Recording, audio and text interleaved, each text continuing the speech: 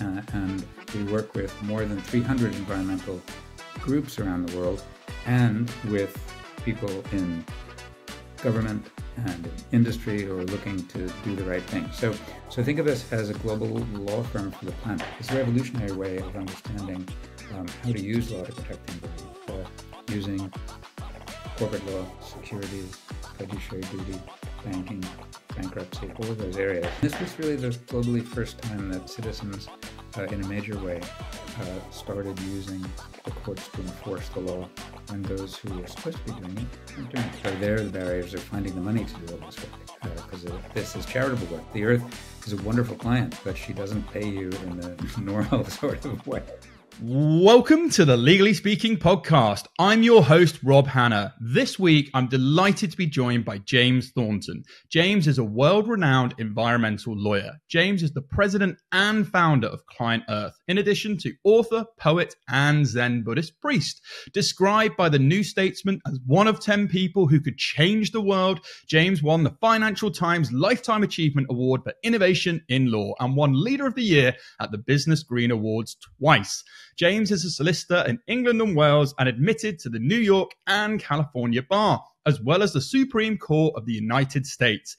He is also the Conservation Fellow of the Zoological Society of London, an honorary professor of law at the University of Bristol, and visiting fellow at Lady Margaret Hall at Oxford University. James recently published his book, Nature, My Teacher, in time for Earth Day on the 16th of April, 2024. So a very big warm welcome, James. Thank you very much, Rob. What a warm welcome that was. I'm delighted to be with you today. Well, what an amazing host of achievements and projects and experiences you have. And before we dive into all of that great work, we do have a customary question here on the Legally Speaking podcast, which is, on the scale of 1 to 10, 10 being very real, what would you rate the hit TV series Suits in terms of its reality of the law, if you've seen it?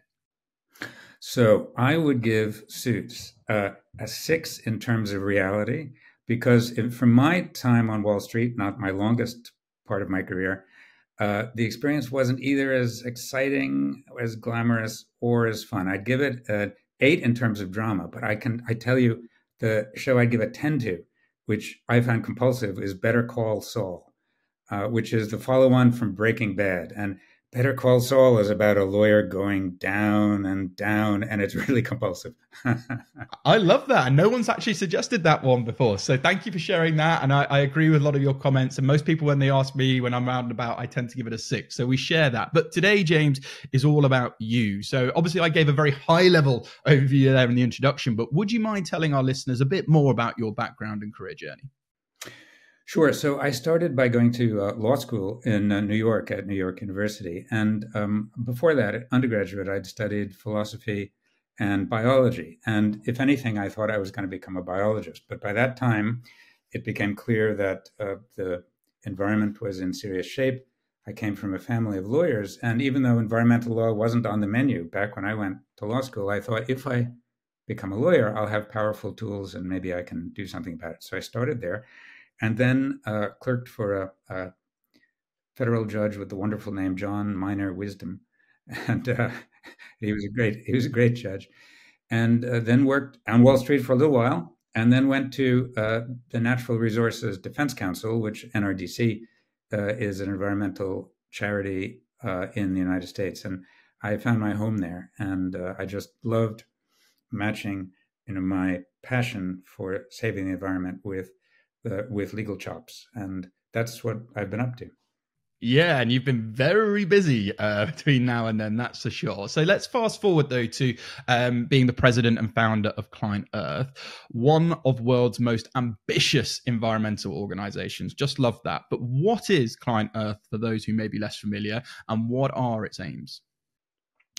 So ClientEarth is an environmental law charity. And it's now global. It started in the UK, and then quickly we spread through Europe. And now we're in Asia as well. So we have people in Singapore, an office in Beijing, an office in Tokyo, and most recently in LA, back to the United States. And we can get into the why later. But so it's a global organization now of 300 people, almost 200 of them full-time lawyers inside. And the idea is to use law for the planet. It's a charity, and we work with more than 300 environmental groups around the world and with people in government and in industry who are looking to do the right thing. So think of us as a global law firm for the planet. That's how I think of us. Yeah, and I And what's mean, the aim? You asked what the aim is. I have to tell you what the aim is. The aim, honestly, is to save civilization. You know, I look forward and I spend a lot of time on the science of climate change and nature loss, and talk to the scientists. And all my work is based on science. And my idea is that law is one of the most powerful tools you can use if you want to contribute to saving civilization and trying to imagine and create a good future for people and nature. yeah, and it's absolutely why I wanted to get on the show, because it's something we support at the Legally Speaking podcast. And we spoke briefly off air, and I joked almost saying it's impossible to get through everything with you, because today is all about you, your journey, your career, and what you stand for and your passion. But if our listeners do enjoy this and would like to see further content, particularly around this particular area, let us know. Write into us, send us some messages, because I think it's such an important topic. Who doesn't want to ensure that our future generations, our children, our grandchildren, and so on aren't in the best environment possibly, particularly in this technological revolution that we're in. But let's get back to ClientEarth. How is ClientEarth bringing then the law, science, policy to create practical solutions to key environmental challenges? You said it very well. That's what we are trying to do. And the idea is we start always with with the science. So we find out what the best science is in a field we're interested in. And the way we find the fields to work in is what are the most pressing problems. So climate change, nature loss, obviously the largest issues. At the very beginning, when I was starting in 2008 in the UK, I talked to the climate scientists and I said, look, if there's one thing I can do for the rest of my life using law, what should I do? You tell me. And they said, if you can stop the building of any new coal-fired power stations in Europe, that would be, enough to feel good about your life. And I said, at that point, we had 3 or 4 people. And I said, okay, fine. We can stop the building of all new coal-fired power stations in Europe. And we did. So we did that by a very strategic program of litigation, looking at how you could influence the countries and the companies, and then litigation was the tool. But what we really do to look at it more holistically is we work on the whole, think of it as the life cycle of the law. So it starts with the science. You learn from the science.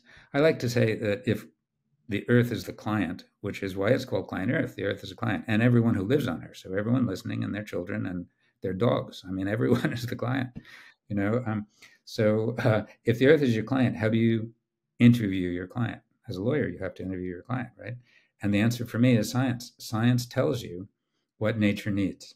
So you talk to the scientists, tell us what you need, what nature needs, and then you figure out policy to take the science into the realm of politics. Then you go into the legislature, whether it's Parliament here in London, Parliament in Brussels, Congress in the United States, wherever it is, and you help write the law. Very key. You help write the law. Because in Europe, what I found at the beginning, when I started up ClientEarth, was that there were almost no lawyers involved in the environmental movement anywhere in Europe. And what the legislators, say in Brussels, were telling me was, look, we don't have any legal training. We don't have any legal help. And we have companies coming in who want things from us which are very anti-environmental, and they come in with beautifully written amendments to the law.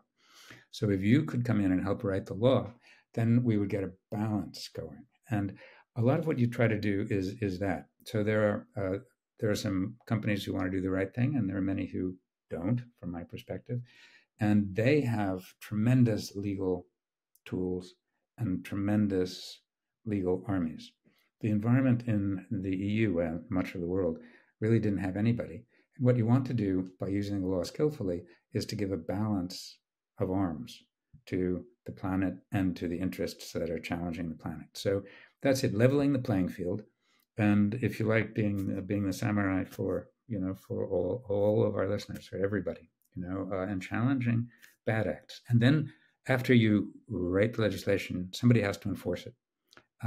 And frequently, the countries should but don't enforce. And until in Europe, there was very, very little enforcement by citizens until ClientEarth, and indeed in the United States before I started doing it over there. So enforcement then is the last step, and it's the one where there are a lot of stories about. I mean, enforcement, big fights. It's less easy to tell fun stories about being in Parliament and negotiating in a corridor. But but anyway, you take that run from all the way from the science through writing the law to enforcing the law, and that's how we try and give very practical impacts. Yeah, and you gave a very practical, tactical example, and we love that on the show. And yeah, it's just fascinating listening to you there, and it just makes all sense. I absolutely on board with everything you shared. You talked about sort of, when you said somebody said to you, if you could change this when it comes to the, coal-fired power stations. Is there anything currently, any current initiatives that you're working on that you can share with us that you're exceptionally passionate about? Well, lots. I mean, so the coal is still an issue. So so we work in China, and we've been working there for some time now. And one of the things we wanted to do was to convince the Chinese government to not build any coal-fired power stations in the 100 and plus countries in their so-called Belt and Road Initiative, their foreign aid and foreign business policy, very complicated, big policy, but over 100 countries and trillions of dollars. And they were looking at building 190 gigawatts of coal. That's the equivalent of 191 gigawatt coal-fired power stations. And with good intentions. The intention really was good. They were saying, well, there are hundreds of millions of people in Southeast Asia and Africa who don't have electricity. Without electricity, they can't have a good life. The economy can't go up. They're going to provide the electricity. And it was by the old, 50 years ago, a coal-fired power station looked like a gift. Now it looks like poison. So we made an economics argument, we and our Chinese colleagues, and the government accepted that and canceled 190 gigawatts of coal. The result of which was that then they became very interested in building renewable energy in all of these countries. And then we helped put together a $54 billion deal to build renewable energy in Indonesia. So the Indonesians then will have, instead of lots of coal plants, a brand new way of creating energy, and they'll be at the forefront of the new economy. Really terrific. So that's the kind of thing. And in the U.S., I've maybe we'll talk about that too. The most recent office there that I've been very interested in bringing in the use of corporate finance, securities law, all of the business areas of law. We started that in Europe and have done it in Asia, but nobody was using all of those areas of law for the environment, and certainly no one in the United States. So that's what that office is doing as well. And it's a revolutionary way of understanding how to use law to protect the environment, using corporate law, securities, fiduciary duty, banking, bankruptcy, all of those areas. And the first big case is against the oil and gas industry in the West, which has used bankruptcy to avoid the costs of closing down oil wells. They pass them on to companies designed to go bankrupt, and by some estimates, they've avoided $3 trillion worth of costs, which then fall on the taxpayer. So that's fraud. Nobody likes fraud. And so here we're using areas of law that are not environmental as such to achieve an environmental aim. And it's a lot of fun. One of the really smart young lawyers there in the office, who is a corporate law firm guy that we hired, I said, how's it going after the first week? And he said, I just love it because I'm using all these complicated areas of law to solve environmental problems. And they were never designed for that. So it's really challenging and fun. And I thought, great. Yeah, we need people like that. And I love that. And I love the passion and those cases. I mean, they're huge things that you're sharing there that are making monumental impacts for good, which is, absolutely, again, what we're here for on the show and trying to get that message out there. you've kind of touched on it, but I'll ask the question just to kind of get a more granular answer. As the founder of ClientEarth, and I love that you say, the Earth is the client, and it's so true. You've been at the forefront, and you've just given some of these sort of legal battles for environmental protection. But what role do you see law specifically playing in the shaping the future for a sustainable future for all of us and our generations beneath us? That's a great question, Rob. And the way I think of law is it's the rules of the game. Law is the rules of the game. So whatever game gets played, if you help write the law, if you imagine what the law should be through science policy, and then you help write the law, then you're writing the rules for the future. And I'll give you a couple of examples of really cutting edge things where this is going to be super important. And they both do relate to the environment, but more generally to society as well. And one is the whole new area of food made in laboratories. So you'll be aware that it's possible now, it's not yet commercial, but it will be, to grow meat, chicken, fish in biologically clean conditions in labs. And it will be those things. It won't be artificial. Now, that's great because people want those things, and you'll hugely reduce the environmental impact of growing them. And you would think everyone would say, well, that's a win-win situation. Well, no. So the rules here are going to be very important. In the United States, the right wing is already challenging calling any of those things by their real name, meat or dairy, and they're trying to prohibit from the market anything like that from being sold. So here it's a rules challenge. There are going to be lawyers, not me, but there are going to be creative lawyers who are going to have to figure out how to bring things to market and create the rules that allow new technologies that are great for people and for the planet to come forward. Another is AI. AI has tremendous potential to do environmental good. For example, we need to rebuild the electricity grid around the world in order to allow renewable energy to come on and to come on in a big way. And the grids are old and need redoing. And such new grids really will work by far better if they're run by AI. But that's the kind of great thing AI can do. But it also has real dangers. And being able to creatively regulate AI so that the dangers are minimized and the opportunities increased is a fascinating job for lawyers. I mean, that's a lawyer's job. So the way I look at the opportunities for lawyers for the future is, you think of the most interesting, challenging new things that are going to be happening, and then you have to create the rules of the game. Yeah, and I love that. And you took the next sort of question I was going to ask about AI, because it's everywhere, isn't it, at the moment? But, you gave, again, great use case there of how I always talk about tech I always try to look for things for good, as a community builder and as someone looking for positive outlook. And, energy is everything, in my opinion, in terms of giving that off. And yeah, you just gave a really great example there, again, how AI could be for good, but with moderate, in terms of, regulation and need to act with caution, et cetera, et cetera. So thank you for that. As an esteemed environmental lawyer, James, there probably isn't many cases you haven't seen or touched on, and your practice has probably changed over the years somewhat with various bits and pieces. But do you have any sort of memorable or interesting cases you've worked on that you would like to share? Sure, there's one. And as a guy who started out as a litigator and then moved into being an entrepreneur, setting things up, my practice has essentially been to be an entrepreneur for many years now. And so there, the barriers are finding the money to do all this work, because this is charitable work. The Earth is a wonderful client, but she doesn't pay you in the normal sort of way. So people have to stand in and write checks, right? So you have to go out with your begging bowl and find the money. But of course, I've been very involved in the cases that ClientEarth did. And I had to answer a question at the very beginning of ClientEarth. And this led to a case in 2010, our first big case in the UK. And the question was, is it possible for citizens in the EU, which the UK was then part of, but in the UK and the EU, to use law in such a way to benefit the environment that you could enforce laws, you could hold governments to account, you could make them do what the law already said.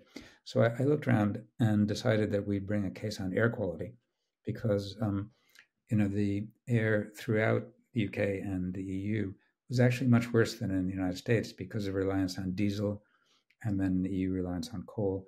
So you had, by the EU's estimate, some 400,000 people a year dying early of air pollution. That's a lot of people.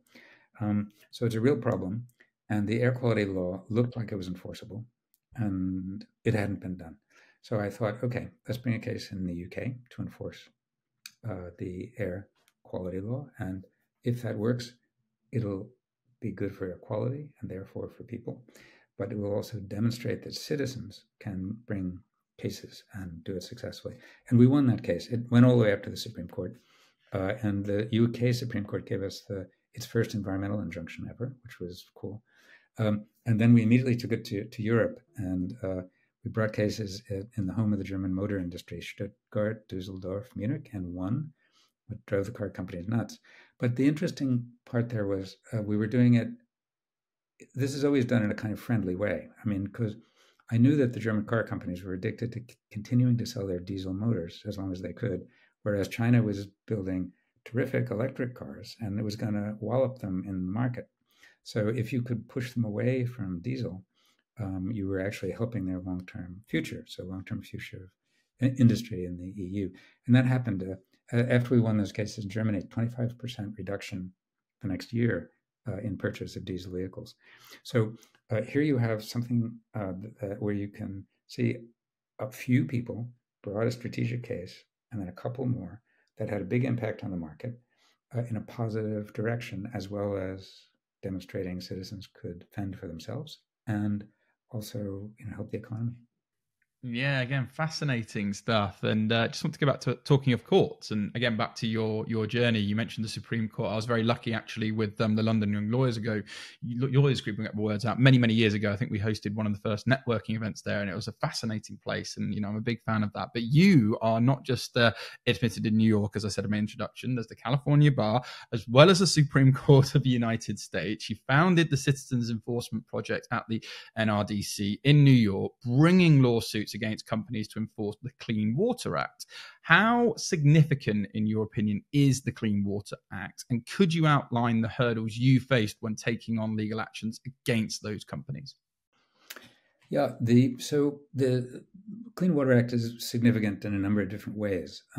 In the history of legislation in the United States, it was one of the three big environmental laws passed in the early 70s. So Clean Water Act, Clean Air Act, and the National Environmental Policy Act. And those really formed the foundation of the American legal order, which then also informed what the EU did shortly thereafter. So very important in those respects. But in another, it was the law that took what were then very dirty waterways. A famous river went on fire just before the passage of the Clean Water Act because there was so much schmutz in it. And then, you get this law passed, which required permits for discharges by the oil industry. And then that was enforceable by citizens. That was a real breakthrough. So citizens, under the Clean Water Act, Clean Air Act as well, could go into court and act as what are called private attorneys general. So if Bethlehem Steel, which was then the world's largest steel maker, was violating its water permits and reporting accurately that it was doing so, our theory was that we could go to court and enforce when the Justice Department wasn't doing it. And it wasn't, because Ronald Reagan had just gotten in and he decided there was going to be no more environmental enforcement. So it was a good time to try this. And this was really the globally first time that citizens, in a major way, started using the courts to enforce the law when those who were supposed to be doing it weren't doing it. And I was just in my 20s, and I was a refugee from Wall Street. And I started with a small group of people, brought 60 cases in federal court all at once, and we won those, and it made an impression. And pretty soon, a couple of years in, there was a change in administration, and we had the head of the EPA call me in for a meeting. I thought I was just going to have lunch with the guy in his office. Instead, he had all of the enforcement lawyers from the Environmental Protection Agency in the room, 300 lawyers, and a dais for me. And here I am. I very seldom talked in public to such a large group. And there is the big man who says, Mr. Thornton, could you give us a seminar on environmental enforcement? You've carried the torch, and we seem to have forgotten. So that was really cool for a guy in his 20s. And I told them exactly how to bring an environmental case, and they took it up again. So that was a really fun experience. And I thought if we can do that, we can keep going, and there's more and more and more that we can do. And you have done more and more and more and more. You definitely have kept your foot very much on the gas, so to speak. Hey, listeners, we hope you're enjoying today's episode of the Legally Speaking podcast. We want to take a quick moment to talk about something every lawyer can appreciate, saving time. That's why we're excited to introduce you to our sponsor, Cilo. Cilo, the leading cloud-based legal software, is changing how legal professionals manage their practice. With its unique suite of tools, Cilo ensures you're covered whether you're in the office, at home, or on the go, making your job easier and more efficient. Imagine this: instead of sifting through endless paperwork and juggling multiple platforms, Cilo offers a single integrated solution to manage your cases, clients, and billing. Their intuitive interface allows you to organize your tasks seamlessly, keep track of important deadlines, and communicate effortlessly with your team and clients. But the real game changer is the time you'll save. Firms using Cilo can save on average 8 hours per week on administrative tasks. That's an extra workday you can dedicate to what matters, practicing the law and serving your clients. And it gets even better. Clio's powerful analytics and reporting tools help you make data-driven decisions to continuously improve your practice. It's like having a personal assistant always on top of things, ensuring you never miss a beat. So if you're ready to elevate your practice and reclaim your time, head over to clio.com/UK and start your free trial today. Trust us, you'll wonder how you ever work without it. Now, let's get back to the show. Let's talk about your TED Talk, because you discuss why China is appointing judges to combat climate change. So how do the judges using the power of the courts to address environmental problems then? Yeah, China is a fascinating example. And I was actually invited there to help the Chinese Supreme Court write a law to allow citizens to bring cases against polluting companies, including those owned by the government. And the reason they invited me to do that was they saw that I'd done that in the United States, and they saw that I'd done it in Europe. So they basically said, look, you must know what a legal system should look like. If citizens are going to bring these cases, tell us how to do it. It was an amazing, amazing opportunity. And I helped them write that law. And then went back 3 months later and met members of the Supreme Court again. And they said, what do you now want to do for China? And because we took everything you wrote for us and we put it directly into the law. And I was amazed. I mean, you try and write laws in Europe and the UK and the United States, and you don't just hand them stuff and then they put it right in the law. This is pretty amazing. And this is China.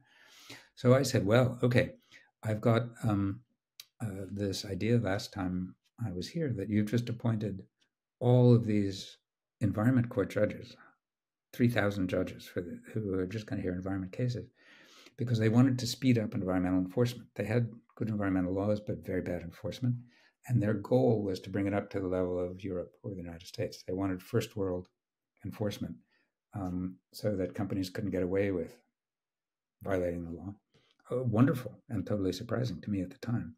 And that's why they've appointed all these judges. And nobody else in the world has so many dedicated environment court judges. It's quite rare to have any, let alone this big group of them. And then the judges said, could you train them? And I thought, wow, this is like a science fiction moment. Here I am, the head of a relatively small NGO, being asked to train Chinese judges to decide environmental cases. So I said, of course. And then we brought in experts from around the world. So environmental lawyers and professors and prosecutors and judges from around the world to work with the Chinese judges and prosecutors, as it turned out. And it has led to a tremendous number of cases. So we got a letter earlier this year from the prosecutors saying, it's been great working with you, and we want to work with you more. We have 15 people in Beijing now. And then people from all over the world join us. And they said it's been really great, and we want to do a lot more. But so far, we've successfully completed 400,000 enforcement cases since you started working with us. And I thought, wow, 400,000 cases. There's nothing like this in the rest of the world. Now, they had a lot of ground to cover, that's for sure, but they're covering it with unbelievable rapidity. And that's for all types of environmental enforcement. And I'm pretty sure they'll be moving pretty solidly into climate as well pretty soon. But this is a story that isn't well known in the West at all. We just hear tough stories about China, and there are some reasons for that. But in terms of environment, they're moving as fast as they can.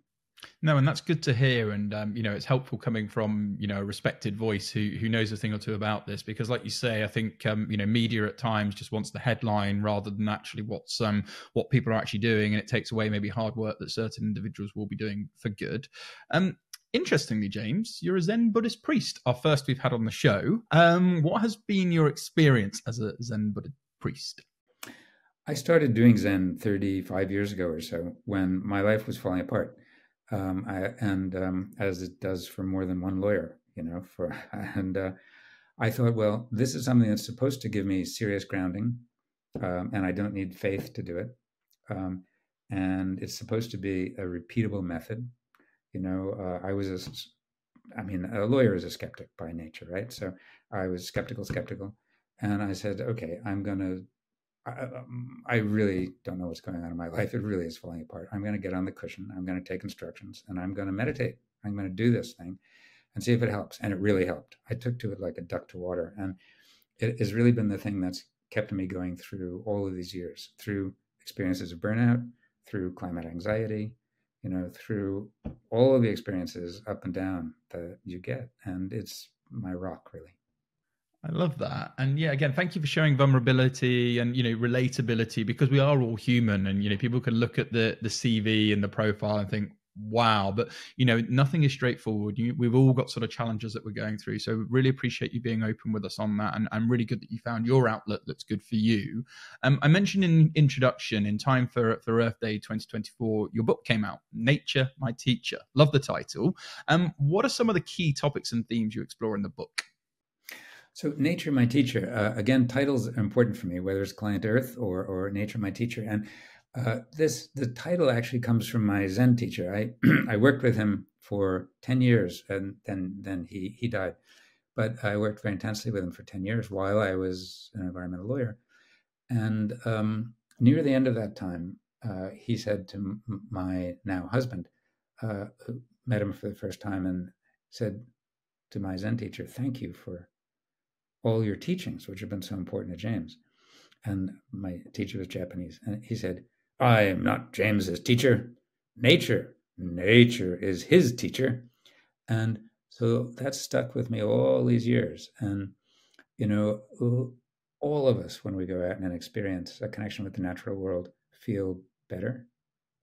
And it lightens burdens. And there's a lot of research showing that now. Even taking a small walk in the park. And for me, nature has always been my teacher in that way, and my intimate partner. My vacations are always in nature. I love all of it. I mean, from insects to birds to everything. And so I decided to actually, during a sabbatical last year, explore that more deeply. And so this is it's a book of short essays, so that it's reasonably, I hope, accessible. And it talks partly about the wonders of being in nature, and the wonders of human beings as part of nature, and then aspects of our humanity, so memory and loss, and then also very much goes deep into my own anxiety. So about climate, about nature, and during the sabbatical, that all came out, and I thought I was dealing with it pretty well. And I'll be very vulnerable. I slowed down, and then it was like all the anxiety had been in a bottle, and the stopper came out of the bottle and it poured out, and like wham, overwhelmed me. And I thought, this is really interesting, this anxiety. And I studied it because that's what you can do with Zen. You sit there and whatever comes up, you study, right? So it gives you the safe space to study anything that comes into your mind or into your life. So I studied it and I realized, hold on, anxiety is generally something that is um, about something that's not real.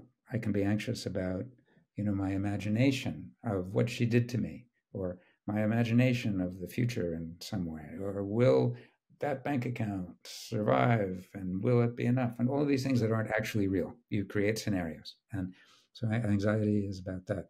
Not the case with climate anxiety. Climate anxiety is a rational response to true facts, uh, because the facts are real, it's happening, and it is difficult. It's either going to be somewhat difficult or very difficult, depending on what we do about it. But I thought, okay, hold on. This anxiety is teaching me to take this seriously. And then I looked into it more and more and more. I saw that there are lots of studies showing that young people in particular are freaking out with climate anxiety. And I really want to help them understand that it's a rational response, and then how to deal with it. So the book does a fair amount of that. Because that was going to be my next question, because people very close to me as well, mention and talk around sort of climate anxiety as a growing concern. And, it is, you'd be quite naive if you didn't have some form, I think, as a human, just the world that we live in as of today. I know the book goes into that, but sort of could you give any high level guidance for those that might be dealing with climate anxiety right now, that maybe any tips or tricks you could offer? Sure. I mean, the first one is to not beat yourself up about it, because, as I say, it's a rational response. It's a real response. So don't feel bad for having the anxiety. My own way of dealing with it after all these years is to do something. So is to empower yourself and to say, I can actually act. So if I sit here and just hope that somebody else is going to do it, that's me being lazy, and it's not going to make me feel better. It's not going to take away the anxiety. But there's something in everybody's life they can do, whether it's very small things, like working in a community garden. That's a terrific thing to do, and it sucks in carbon. If you're a child, you can bug your parents and bug your teachers to talk more about it and share more about it so people actually understand more. If you're a lawyer, there are lots of opportunities to work with your clients on these things. And if you open yourself up to the opportunity for business, the business side of climate change and nature loss, there are lots of business opportunities that come up in which you can help guide your clients to make decisions that are better on the economics and also better for the environment. So in every life, there is something you can do. As long as you think about it, you can say, that's something I can do. And as long as there's a thing you can do, you start to feel less anxious. You start to feel empowered. Yeah. And again, really good practical tips, that not hard to implement, go away, and work on these little things, because, it takes a village, doesn't it? The more of you that come together and do those 1% changes, big impacts will happen down the line. We touched on it briefly in the conversation, but let's go a bit deeper. Much discussion of the environment has a negative focus. People often then feel very disempowered. That can then listen, that's very little then they can do, when you get into that state of mind. So how can we change the narrative? How can we as individuals focus on the positive aspects of the environment? And what steps can we take in our day-to-day life to actually start looking after our planet? Well, I mean, one is simply to be grateful for it. It's very easy to forget how majestic, wonderful, inspirational nature is, even in its smallest elements. So more and more as I go for a walk in my local park in London, I'm looking to find, an insect to study. And I'll focus on it and I'll say, wow, I never saw that particular fly or beetle before. How could I have missed it? And then you watch how it works on the flower. In this case, things are flowering right now. And it's like, wow, that's really cool. And connecting it to it in that way just brings you, it's a thread that brings you into the whole of life on the planet. And that sense of wonder is really easy to achieve, and children do it instantly if you take them out into the garden, or into a park. they'll fall on their knees and start studying, ants. And, what could be more fun? But adults can do it too. That sense of wonder is really available. And for me, refreshing yourself that way, very, very important. And it goes beyond the rational, and then you bring the rational in behind it and say, okay, now what can I do? Can I work with my clients, for example, on cleaning up their supply chains? I love that. And I'm just have sort of images and things when I'm doing bedtime stories with my toddler. We're doing the zoo book or the various flies or the caterpillars and it's so true, isn't it? Their imagination and their sort of curiosity and, wanting to do things. And, we shouldn't suppress that. We should talk more about that and carry on that. So, yeah, thank you for sharing that. And probably inspiring and reminding parents as well, not to sort of sap that from their children. Sorry. And one thing I just have to share that I've been having tremendous fun with, and also with some kids, is there's an app called iNaturalist. iNaturalist, and it's an amazing app. It is from top universities and National Geographic, and you download it. You can take a picture of anything, flower, bug, whatever you can take a picture of, and it will identify it for you, or interactively. It'll give you choices so it's a real teaching thing, and then you learn what the thing is, and then you can upload it, and it goes into a scientific database.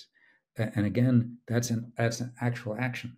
So I thought, oh well, this is just fun, and then I realized I was reading, well, the orchids I just discovered and identified and uploaded actually went into an orchid database of scientists who are trying to protect orchids, and they need to figure out where they are.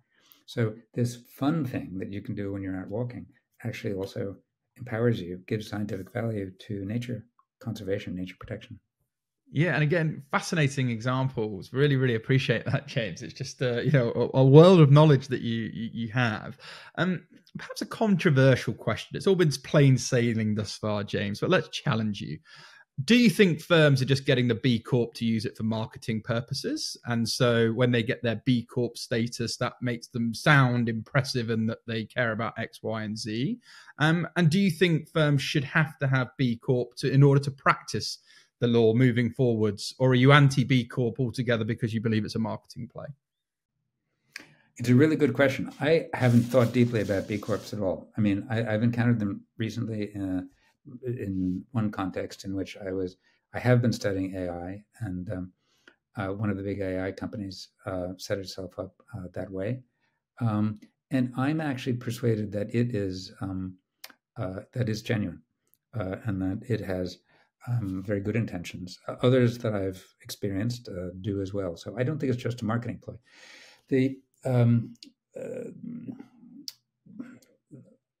Always it's a matter of how people use something, right? So there are companies that are doing so B Corps, or otherwise have another example would be a plan to become carbon neutral by 2050.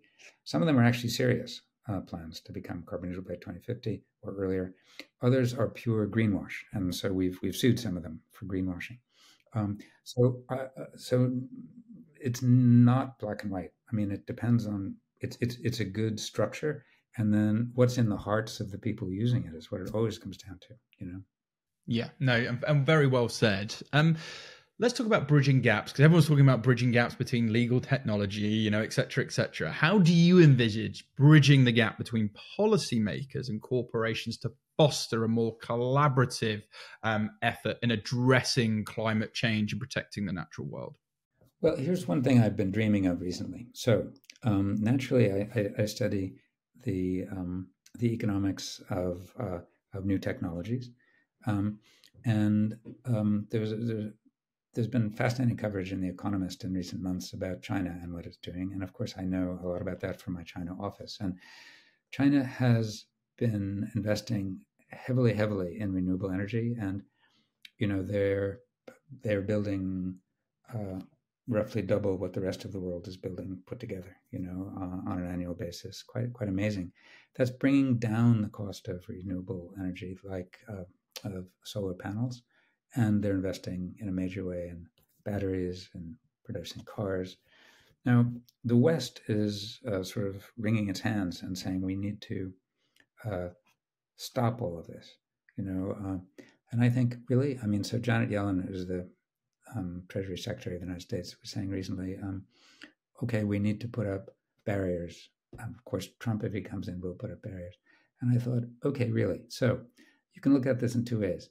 Either you can say, well, China is taking all these steps that could actually help save the world, and we need to stop it, and protect our own dirty industries, or we could start in a major way, a virtuous competition with them. Who's going to do it better? Who's going to invent and then sell the technologies that will give our kids a clean future?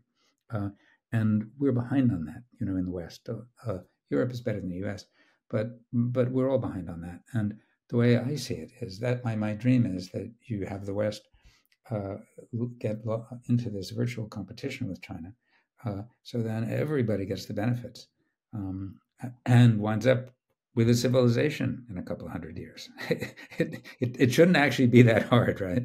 No, and I like that, how you sort of see competition for good in a way. I always say competition is healthy, and it kind of brings out the best of you. If you lose one game, you want to get better to the next game to win the next game, and so forth. So I love that approach, and I always say collaboration is domination as well. And I again just really like the way that your mind works, and obviously the great work that you do. He talked a little bit about obviously your book, but you've also been the author of ClientEarth and Feynman Challenge. Why are you so passionate about sharing your knowledge of the environment? Well, it's passion is passion, right? So and I love writing, and if I was as good a musician, I'm not a very good musician. I love playing the violin, but I'm not that great at it. If I was much better at it, I'd want to play in a bar, but I'm not good enough. So if you have a real passion, you just want to share it, and so I write about the environment, and I write about nature, and I want everyone to get excited about it, and I want to share the creativity, really. Yeah, and I'm passionate about podcasting and bringing on inspirational guests and sharing that knowledge and wisdom. So that's why today's just been fabulous. And before we close with my final question, I just want to ask about some of a broader part of you as well, because your role as a conservation fellow of the Zoological Society of London. What does that involve? Well, that's really it's a very kind honor to have received. So a lot of the ClientEarth work, we've been talking about climate, but a lot of the ClientEarth work has been nature saving, nature protection as well. The team worked very hard to save this amazing, huge biodiverse forest in Poland, the best forest in Europe that's left. And it's a wonderful place, and lots of other things. And so very kindly, the Zoological Society gave me that fellowship, and I don't really feel like I earned it. But I do love going there, and I'm also, I particularly am fond of rhinos. So it's great to be able to get in and see the rhinos. Yeah, absolutely. And I think you absolutely deserve the honor as well. So, we've talked a lot about looking at protecting the next generations and giving them a better world and all of that. And I'm sure you'd have inspired a lot of our listeners, maybe even current practicing lawyers who might be thinking about switching to a practice area that's more fulfilling for them. What would be your advice for those looking to pursue a career in environmental law? Well, keep going. And an awful lot of people have said to me, thanks for your encouragement. I've become an environmental lawyer. I gave a talk in Oxford a few years ago, and then a few years later, I found a Chinese woman working in our Beijing office who'd been at that talk. Amazing, and a neighbor here, a Chilean neighbor, my next door neighbor, who just told a story about a friend of his who's a lawyer, a human rights lawyer in the UK, and he went and took a course at Cambridge on environmental law, climate change law, and environmental law for a week. And he said, well, I was interested that all of these cases, every case we studied was brought by an organization called ClientEarth. And so my neighbor said, hold on, the guy lives next door. So that there you find out these moments when sharing your enthusiasm helps others get into something. But I would say keep going. If you have any interest in the environment, it's a wonderful way to align your values with your practice, and think more broadly about it than just work in an environmental group. Sure, work in an environmental group if you can. Wonderful. But also as a lawyer, you can help environmental groups. You can do pro bono work. A friend of mine who was just recently president of the bar in Ireland retired, and now he's working with a bunch of young lawyers in Dublin who are volunteering time to do environmental work. Very important, And then think about doing it from the inside. So an example would be a very smart young lawyer who's working with us in Singapore just left our team to go into a corporate law firm because he was inspired to work on green finance from inside the world of finance. And he said, "Is that okay?" And I said, "Is that okay? It's brilliant. We need people who get the message and then work from the inside to create the tools." So there's so many different ways you can be an environmental lawyer. Yeah, and again, throughout this discussion, you've offered so many examples, and it's great because it's easy for people to then go away and take action. So thank you so much, James. If our listeners, which I'm absolutely sure they will, want to learn more about your career or indeed ClientEarth, where can they go to find out more? Feel free to shout out any website links or social media handles. We'll also make sure we share them as episode for you too. Sure, thanks very much, Rob. I'd first point to the new book, Nature, My Teacher, which is just out. And it makes great summer reading. And then about the environmental law work in particular, the book ClientEarth lays out how to create an environmental law firm, how to think about law strategically in these ways, just as we've been talking about. That takes you at great depth. And then in terms of websites, I would say the ClientEarth website, clientearth.org, takes you really deeply in. Is probably the best place to go. Yeah, no, fantastic. Thank you ever so much once again, James. It's been an absolute pleasure hosting you on the Legally Speaking podcast. It feels weird to say wishing you lots of continued success, given everything you've already achieved, but I know your passion to keep going is increasingly stronger and stronger every day. So thank you so much. But from all of us on the show, over and out. Thank you for listening to this week's episode. If you like the content here, why not check out our world-leading content and collaboration hub, the Legally Speaking Club, over on Discord. Go to our website, www.legallyspeakingpodcast.com, for the link to join our community there. Over and out.